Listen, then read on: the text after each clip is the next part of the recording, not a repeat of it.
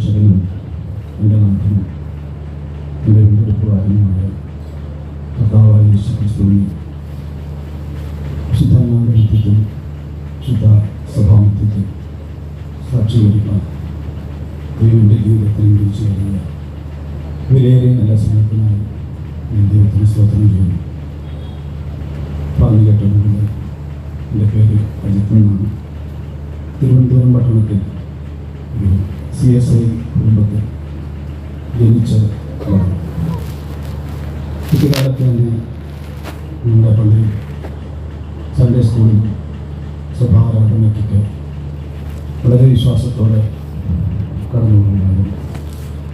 എന്നാൽ ഞങ്ങളുടെ സഭാ ആരാധനയുടെ മധ്യത്തിലും സഭാരാധന കഴിഞ്ഞതിനു ശേഷവും ഞങ്ങളുടെ സഭയ്ക്കകത്ത് നടക്കുന്ന കയ്യേറ്റങ്ങളും വാഗ്വാദങ്ങളും വഴക്കുകളും 12 വയസ്സുള്ള എൻ്റെ കൊച്ചു മനസ്സിനെ വല്ലാതെ വേദനിപ്പിച്ചു.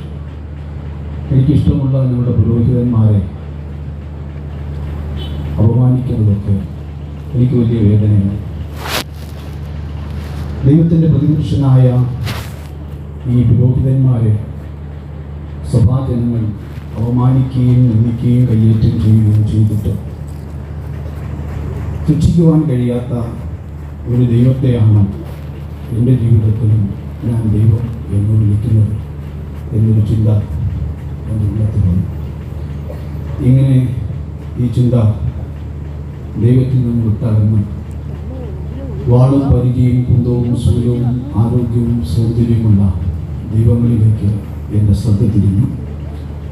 ഞങ്ങളുടെ നാട്ടിലുള്ള അമ്പലങ്ങളിൽ ഞാൻ കയറി ഇറങ്ങി. അമ്പല കമ്മിറ്റി ഭാരവാഹിയായി, ഉത്സവ കമ്മിറ്റി ഭാരവാഹിയായി 1946 ഭാരതത്തിലെ സകല ഹൈന്ദവരെ ഒരു കൊടിക്കീഴിൽ കൊണ്ടുവരുന്നതിന് വേണ്ടി ഡോക്ടർ ബാലേ സാഹബ് ദേവർഷി സ്ഥാപിച്ച RSS എന്ന സംഘടനയുടെ സജീവ പ്രവർത്തകനായി. തിരുവനന്തപുരം പട്ടണത്തിൽ കോട്ടയ്ക്കകത്തുള്ള RSSൻ്റെ മുഖ്യ കാര്യാലയത്തിൽ 41 ദിവസം വ്രതമനുഷ്ഠിച്ച് ഞങ്ങൾ ട്രെയിനിങ് പൂർത്തിയാക്കണം. ആ ട്രെയിനിങ് പൂർത്തിയാക്കുന്നവർക്ക് മാത്രമേ ആ ദേശത്തിലെ വിഭാഗത്തിലുള്ളവരെ നിയന്ത്രിക്കുന്നതിനും അവരെ നടത്തുന്നതിനുമുള്ള അധികാരം ലഭിക്കുക. ഇതിന് OTC ട്രെയിനിങ് എന്ന് പറയും. ആ ട്രെയിനിങ്ങിൽ ഞങ്ങൾ ആയുധാഭ്യാസം പഠിപ്പിക്കും, ഞങ്ങളെ സൈക്കോളജി പഠിപ്പിക്കും. ഞങ്ങളുടെ ദേശത്ത് ഞങ്ങളുടെ സംഘടനയ്ക്ക് എവിടെയെല്ലാം അംഗബലമുണ്ട്, എവിടെയെല്ലാം അംഗബലമില്ല, ഒരു ദേശത്ത് എങ്ങനെ അറ്റാക്ക് നടത്താം, അറ്റാക്ക് നടത്തിയാൽ ഞങ്ങളുടെ ശത്രുവിനെ എങ്ങനെ രക്ഷപ്പെടുത്താതിരിക്കാം, ഞങ്ങൾക്ക് എങ്ങനെ രക്ഷപ്പെടാം, ഇതെല്ലാം ഞങ്ങളെ വളരെ വിശദമായി പഠിപ്പിക്കും. ഈ ട്രെയിനിങ് പൂർത്തിയാക്കുന്നവർക്കാണ് മുഖ്യ ശിശുവിൽ പദവി നൽകുന്നത്. ഞാൻ ജനിച്ചു വളർന്ന ദേശത്ത് ഈ സംഘടനയുടെ മുഖ്യ ശിശുവിൽ പദവി ഈ ലോകത്തിലെ ഏറ്റവും വലിയ പണക്കാരനാകുക, സമ്പന്നനാകുക, എൻ്റെ ജീവിതത്തിലെ ഏറ്റവും വലിയ സ്വപ്നം. ഇങ്ങനെ ഒരു സ്വപ്നം എൻ്റെ ജീവിതത്തിൽ കടന്നു വരുവാൻ അടിസ്ഥാനപരമായ ഒരു കാരണമുണ്ട്. എൻ്റെ അപ്പച്ചനും അമ്മച്ചിക്കും ഞങ്ങൾ 9 മക്കളാണ്. എനിക്ക് 8 സഹോദരിമാരാണ്, ഞങ്ങളുടെ ഒരു ആണാണ്. എൻ്റെ അപ്പച്ചനും അമ്മയ്ക്കും ഏക മകനും എൻ്റെ സഹോദരിമാർക്ക് ഏക ആങ്ങളയുമാണ്. അതുകൊണ്ട് കുട്ടിക്കാലത്തെ ഞങ്ങളുടെ വീട്ടിൽ വിശപ്പും ദാരിദ്ര്യവും ഒക്കെ ഉണ്ടായിരുന്നു. അതുകൊണ്ട് പട്ടിണിയോട് ഒരു പക, ദാരിദ്ര്യത്തോടൊരു വെറുപ്പ് എൻ്റെ ജീവിതത്തിൽ വന്നു.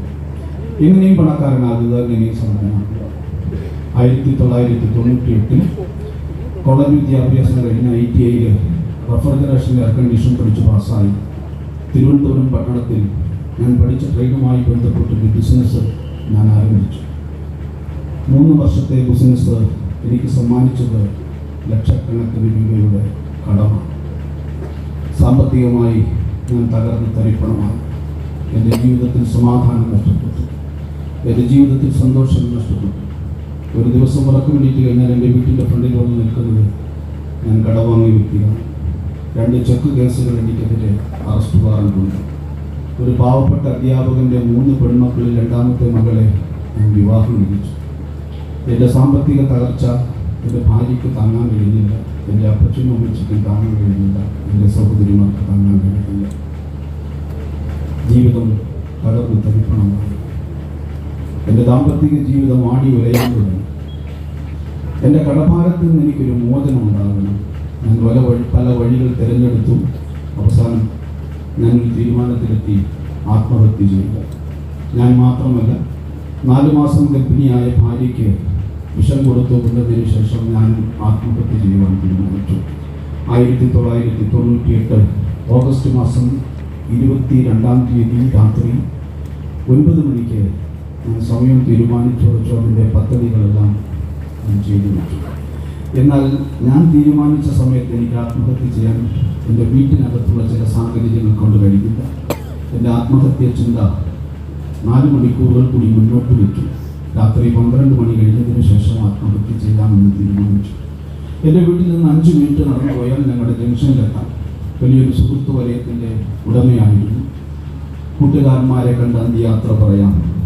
ഇങ്ങനെ ഞാൻ ചിന്തിച്ച് ഞാൻ ജംഗ്ഷനിലേക്ക് നടന്നു പോകുമ്പോൾ ഞങ്ങളുടെ ദേശത്തുള്ള ഒരു സുവിശേഷൻ എന്നോട് സുവിശേഷം പറഞ്ഞു. അദ്ദേഹം പറഞ്ഞതൊന്നും ഞാൻ ശ്രദ്ധിച്ചില്ല. കാരണം എൻ്റെ ചിന്ത, നാളെ ഞങ്ങളുടെ വീട്ടിൻ്റെ ഫ്രണ്ടിൽ ഒരു മരണപ്പന്തൽ വീഴും, ഒരു അടക്കാരാധനയുടെ പന്തൽ വീഴും. അതിൻ്റെ കീഴ്വശത്ത് പെട്ടികൾ അടക്കം ചെയ്ത 2 ഡെഡ് ബോഡികൾ ഉണ്ടായിരിക്കുമെന്ന് എൻ്റേത്, മറ്റത് 4 മാസം ഗർഭിണിയായ എൻ്റെ ഭാര്യയുടെ.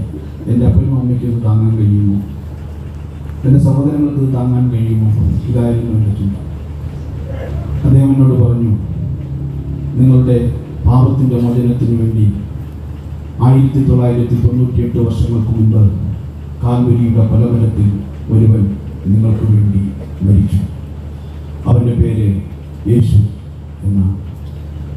നിങ്ങളുടെ പാപത്തിൻ്റെ മോചനത്തിന് വേണ്ടി യേശു മരിച്ചെങ്കിൽ നിങ്ങളുടെ പാപങ്ങളെ യേശു ക്ഷമിക്കും. നിങ്ങളുടെ കടബാധ്യതയിൽ നിന്ന് യേശു നിങ്ങളെ വിടുവിക്കും. ഈ സാഹചര്യങ്ങൾക്ക് യേശു ഒരു മാറ്റം വരുത്തും. അദ്ദേഹത്തിൻ്റെ വാക്കുകൾ വളരെ ദൃഢമായതുകൊണ്ട് ഞാൻ മടങ്ങി വീട്ടിലേക്ക് പോയി. ഞാൻ ദൈവത്തോട് പ്രാർത്ഥിച്ചിട്ട് വർഷങ്ങളാണ്. അന്ന് രാത്രി മുട്ടുകളിൽ നിന്ന് എൻ്റെ ദൈവത്തോട് ഞാൻ ഇങ്ങനെ പ്രാർത്ഥിച്ചു, ദൈവമേ, ഒരു മനുഷ്യൻ എന്നോട് പറഞ്ഞു, എൻ്റെ ജീവനെ 1 കോടിയിലധികം രൂപ വിലമതിക്കുന്ന ഒരു ദൈവമുണ്ട്. ഈ ലോകത്തേക്കാൾ വിലമതിക്കുന്ന ഒരു ദൈവമുണ്ട്. അത് നസ്രയനായ യേശുവാണ്. അങ്ങനെ ഒരു ദൈവമുണ്ട്. അങ്ങനെ ഒരു ദൈവമുണ്ട്. അങ്ങനെ ഒരു ദൈവമുണ്ടെങ്കിൽ ഇന്ന് രാത്രി എൻ്റെ ജീവിതത്തിൽ വെളിപ്പെടണം. ആ ദൈവസ്നേഹം എനിക്ക് അനുഭവിച്ചറിയുവാൻ കഴിയണം. നാളുകളായി ഉറങ്ങിയിട്ട് ഞാൻ ദൈവത്തോട് ഒരാവശ്യം മുന്നോട്ട് വെച്ചു. 1 മണിക്കൂർ ഞാനൊന്ന് സ്വസ്ഥതയോടെ ഉറങ്ങിക്കോട്ടെ. 1 മണിക്കൂർ ഞാൻ സമാധാനത്തോടെ ഉറങ്ങിക്കോട്ടെ. നീണ്ട 12 മണിക്കൂറുടെ ബോധവുമില്ലാതെ ഞാൻ കിടന്നുറങ്ങി. പിറ്റേ ദിവസം ഉറക്കമണീറ്റ് കഴിഞ്ഞപ്പോൾ എന്തെന്നില്ലാത്ത ഒരു സമാധാനം. കടബാധ്യതയിൽ 5 പൈസ പോലും വീട്ടിൽ തീർക്കാൻ കഴിഞ്ഞിട്ടില്ലെങ്കിലും എന്തോ ഒരു പ്രത്യാശ എൻ്റെ ഉള്ളത്തിൽ വന്നു. എനിക്കൊരു കാര്യം മനസ്സിലായി. കഴിഞ്ഞ രാത്രി എൻ്റെ ജീവിതത്തിലേക്ക് ഞാൻ ക്ഷണിച്ചത് രക്ഷകനായ യേശുവിനെ. ഞാൻ ദൈവങ്ങളെന്ന് വിശ്വസിച്ചിട്ട് നേർച്ചകളും കാഴ്ചകളും ചെയ്തിട്ട് കണ്ണുണ്ടായിട്ടും കാണാത്ത ദൈവങ്ങൾ, കാതുണ്ടായിട്ടും കേൾക്കാത്ത ദൈവങ്ങൾ, ഹൃദയമുണ്ടായിട്ടും മനുഷ്യൻ്റെ വേദന അറിയാത്ത ദൈവങ്ങൾ. എന്നാൽ ഒരൊറ്റ രാത്രി കൊണ്ട് എൻ്റെ ഹൃദയത്തിൻ്റെ വേദന അറിഞ്ഞ ദൈവം സത്യദൈവമാണെന്ന് എനിക്ക് മനസ്സിലായി. 2002 എനിക്ക് തിരുവനന്തപുരം റീജിയണൽ ക്യാൻസർ സെൻ്ററിൽ ഡെയിലി വേജസിൽ എനിക്ക് ജോലി കിട്ടി. അവിടെ ദൈവം എന്നെ പാഠം പഠിപ്പിക്കുക. വൈദ്യശാസ്ത്രം കൈവിടുന്ന അനേക മനുഷ്യ ജീവിതങ്ങൾ, വൈദ്യശാസ്ത്രം കൈവിടുന്ന അനേക പുണ്യ ജീവിതങ്ങൾ, വൈദ്യശാസ്ത്രം കൈവിടുന്ന അനേകം സഹോദരിമാർ, സഹോദരന്മാർ. തിരുവനന്തപുരം റീജിയണൽ ക്യാൻസർ സെൻ്ററിൻ്റെ ഇടനാടിയിൽ ഒരു ഭ്രാന്തനെ പോലെ ഞാൻ അങ്ങോട്ടും ഇങ്ങോട്ടും അലയാൻ തുടങ്ങി. ഞാൻ ദൈവത്തോട് നിലവിളിച്ചു, ദൈവമേ, പാപിയായ എന്നെ ദൈവം എന്തുമാത്രം സൂക്ഷിച്ചിരിക്കുന്നു. വാർദ്ധക്യത്തിലായിരിക്കുന്ന എൻ്റെ പിതാവ്, മാതാവ്, എൻ്റെ സഹോദരങ്ങൾ ഞാൻ സ്നേഹിക്കുന്നത് എന്തുമാത്രം സ്നേഹിച്ചു, എന്തുമാത്രം നീ കരുതിയിരിക്കുന്നു. ഇതിന് പകരമായി ഞാൻ നിന്നെ കണ്ടെത്തൽ. 98 രക്ഷിക്കപ്പെട്ടെങ്കിലും സ്നാനപ്പെട്ടിട്ടില്ലായിരുന്നു. ഞാൻ തിരുവനന്തപുരം റീജിയണൽ ക്യാൻസർ സെൻ്ററിൽ ജോലി ചെയ്യുമ്പോൾ തിരുവനന്തപുരത്തിൻ്റെ സദ്ദായ കോവളം ഫേത്തോമിലുള്ള ഒരു സഹോദരൻ എന്നോട് വെച്ച് പരിചയപ്പെടുവാനിടയായി. ആ സഹോദരനോട് പറഞ്ഞു, പെന്തക്കോസ്ത് മിഷനാണ് യഥാർത്ഥമായ അപ്പോസ്തലിക ഉപദേശത്തിൽ നിൽക്കുന്നവരെന്നും ഈ ഉപദേശത്തിൽ നിന്നെങ്കിൽ മാത്രമേ ദൈവത്തിന് നമുക്ക് ദൈവരാജ്യം അവകാശമാക്കുവാൻ കഴിയുകയുള്ളൂ എന്നും ഇതാണ് സത്യോപദേശമെന്നും എന്നോട് പറഞ്ഞു.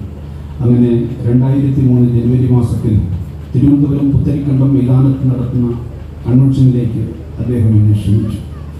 ആ കൺവെൻഷനിൽ ഒന്നാമത്തെ ദിവസം നടന്ന ദൈവത്തിൻ്റെ വചനങ്ങൾ എൻ്റെ ജീവിതത്തിൽ ഞാൻ കൊണ്ടു നടന്നിരുന്ന അനേക ചോദ്യങ്ങൾക്ക് മറുപടിയായിരുന്നു. രണ്ടാമത്തെ ദിവസം നടന്ന ദൈവിക വചന പ്രഘോഷണം എൻ്റെ ജീവിതത്തിലെ അനേക നാളുകളായി എൻ്റെ ഹൃദയത്തെ ഉണർത്തിക്കൊണ്ടിരുന്ന വിഷയങ്ങൾക്ക് മറുപടിയായിരുന്നു. മൂന്നാമത്തെ ദിവസം നടന്ന കൺവെൻഷനിൽ പ്രഘോഷിക്കപ്പെട്ട ദൈവത്തിൻ്റെ വചനം എനിക്ക് ആശ്വാസപ്രദമായിരുന്നു. 2003 ഏപ്രിൽ മാസത്തിൽ പെന്തക്കോസ്ത് വിശ്വാസത്തിൽ തിരുവനന്തപുരം സമ്മർ ഫെയ്ത്തോവിൽ ജലസ്നാനം സ്വീകരിക്കുവാൻ ദൈവനെ സഹായിച്ചു. അതിൻ്റെ അടുത്ത മാസം ദൈവനെ പരിശുദ്ധാത്മാവിനാൽ അഭിഷേകം ചെയ്തു. 2003 ഏപ്രിൽ മാസത്തിൽ ഞാൻ ജലസ്നാനം സ്വീകരിക്കുന്നു. അതിൻ്റെ അടുത്ത മാസം എനിക്ക് Thiruvananthapuram Shri Chithira Thirunal institute of medical science and technology എന്ന് പറയുന്ന ഇന്ത്യ ഗവൺമെൻറ് സ്ഥാപനത്തിൽ എനിക്ക് ഒരു സ്ഥിര നിയമനം, ഒരു ഉപജീവന മാർഗം ദൈവം എനിക്ക് തന്നു. ദൈവം എന്നെയും എൻ്റെ കുടുംബത്തെയും അനുഗ്രഹിച്ചു. 5 പൈസ കൈക്കൂലി കൊടുക്കാതെ, ഒരു ഫോൺ കോൾ റെക്കമെൻഡേഷൻ ഇല്ലാതെ എന്നെക്കാൾ പ്രഗത്ഭന്മാരും എന്നെക്കാൾ വിദ്യാസമ്പന്നരുമായ 300 പേരിനോട് മാറ്റിവയ്ക്കുമാരുണ്ടായിരിക്കുമ്പോൾ ഒരൊറ്റ വേക്കൻസിയിൽ ദൈവം എനിക്ക് വിളിച്ചു തരുന്നതുപോലെ ഒരു ഉപജീവന മാർഗം തന്നു തീരുമാനിച്ചു. ജീവിതത്തിൽ ഒരിക്കലും ഇഷ്ടപ്പെടാത്തൊരു മേഖലയായിരുന്നു ആതുര സേവന മേഖല. എനിക്ക് ഇഷ്ടമില്ലാത്തൊരു ജോലിയായിരുന്നു ആശുപത്രി ജോലി. മനുഷ്യരുടെ കഷ്ടം കാണുവാൻ എനിക്ക് വയ്യ. മനുഷ്യരുടെ കഷ്ടം കണ്ട് എൻ്റെ ജീവിതം ജനിച്ചു തീർക്കുവാൻ എനിക്ക് വയ്യ എന്ന് കരുതി റെഫ്രിജറേഷൻ എയർ കണ്ടീഷൻ പഠിച്ചത് 5 സ്റ്റാർ ഹോട്ടലിൽ ജോലി വാങ്ങുന്നതിന് വേണ്ടിയിട്ടാണ്. അവരുടെ സന്തോഷം കണ്ടെങ്കിലും മരിക്കാമെന്ന് കരുതിയാണ് ഈ കോഴ്സ് പഠിച്ചത്. എന്നാൽ ഇഷ്ടമില്ലാത്തൊരു സ്ഥാനത്ത് ദൈവം എനിക്ക് ഉപജീവന മാർഗത്തെ തന്നത് എനിക്ക് പിന്നത്തേതിൽ മനസ്സിലായി. അനേക മനുഷ്യജീവിതങ്ങൾ, വൈദ്യശാസ്ത്രം കൈവിടുന്ന അനേക മനുഷ്യജീവിതങ്ങൾ, വൈദ്യശാസ്ത്രം മരണം വിധിക്കുന്ന അനേക മനുഷ്യജീവിതങ്ങൾ, വൈദ്യശാസ്ത്രം മോർച്ചറിയിലേക്ക് മാറ്റിക്കൊള്ളുവാൻ പറയുന്ന അനേക മനുഷ്യജീവിതങ്ങളെ യേശു തൊട്ട് സൗഖ്യമാക്കുന്നതിന് കഴിഞ്ഞ 22 വർഷമായി ഞാൻ അവിടുത്തെ സാക്ഷിയാണ്.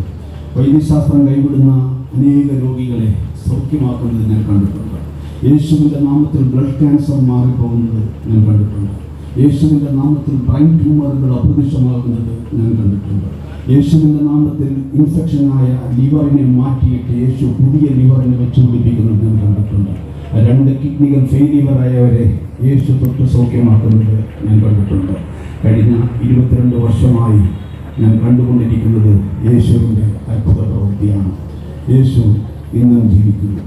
ഞങ്ങളുടെ ശബ്ദം ശ്രമിക്കുന്ന പ്രിയ സഹോദര, നീ രോഗത്താൽ ഭാരത്തിലാണ്.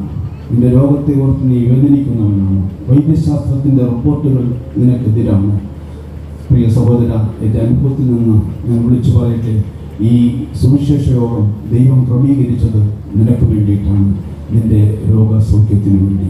കടബാധ്യതയാൽ മനസമാധാനം നഷ്ടപ്പെട്ടവരായി ആരെങ്കിലും ഈ ഓഡിറ്റോറിയത്തിനകത്തുണ്ടെങ്കിൽ എൻ്റെ പ്രിയ സഹോദര, എൻ്റെ ജീവിതത്തിൻ്റെ അവസ്ഥകൾക്ക് മാറ്റം വരുത്തിയ എൻ്റെ യേശു നിന്റെ അവസ്ഥകൾക്ക് മാറ്റം വരുത്തുവാനാണ് ഈ ദേശത്ത് ഇങ്ങനെ ഒരു സുവിശേഷ യോഗം ക്രമീകരിച്ചിരിക്കുന്നത്. തുടർന്ന് നടക്കുന്ന സുവിശേഷ പ്രഘോഷണം, ഇന്ന് നാളെയുമായി നടക്കുന്ന ദൈവത്തിൻ്റെ വചനത്തിൻ്റെ പ്രഘോഷണം നിങ്ങൾക്ക് സൗഖ്യമായി തീരട്ടെ, നിങ്ങൾക്കൊരു വിടുതലായി തീരട്ടെ, നിങ്ങളുടെ ആത്മാവിൻ്റെ രക്ഷയ്ക്ക് ഇത് നിദാനമായി തീരട്ടെ, കാരണമായി തീരട്ടെ എന്ന് പറഞ്ഞുകൊണ്ട് ഞാൻ എൻ്റെ സാക്ഷ്യത്തെ അവസാനിപ്പിക്കുന്നു. ദൈവം നമ്മെ അനുഗ്രഹിക്കുമാറാകട്ടെ.